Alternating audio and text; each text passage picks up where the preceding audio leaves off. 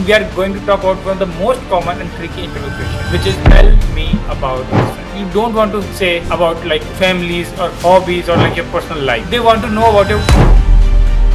So now let's move on to some of the tips that we have. Number one is share your career journey. Start by giving a quick overview of your work history. Tip number two, which is highlight your big wins for each job.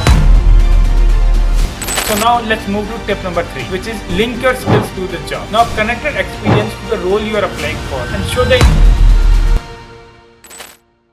Hey everyone, I'm Samyak Jain, a supply chain analyst at Boston Scientific, a Fortune 500 company. And over the years, I've worked with other Fortune 500 companies like Wayfair and L&T. My passion is to help students land their dream jobs. And I've helped over 1300 students so far. And today, I want to share some simple tips to stand out in interviews. And we are going to talk about one of the most common and tricky interview questions, which is tell me about yourself. It's simple, but most people struggle with it. And let's break it down step by step so you can nail it every time. And before we start, there are two important rules you should take care of. First of all, be professional. When they ask, tell me about yourself, you don't want to say about like families or hobbies or like your personal life. They want to know about your work experience, skills, and why you're the right fit for this job. Rule number two is make a story. Your answers should sound like a smooth and clear story about your career. Keep it simple, interesting, and focus on the highlights of your professional life. Got it? So now let's move on to some of the tips that we have. Number one is share your career journey. Start by giving a quick overview of your work history. Talk about like where you've worked, what roles you've had, how long you were there, what were your responsibilities there. So by saying all this, you can map out a journey out there. And for example, you can say, I began my career as assistant supply chain manager at XYZ company, where I implemented inventory control procedures and improved operational uptime by 11%.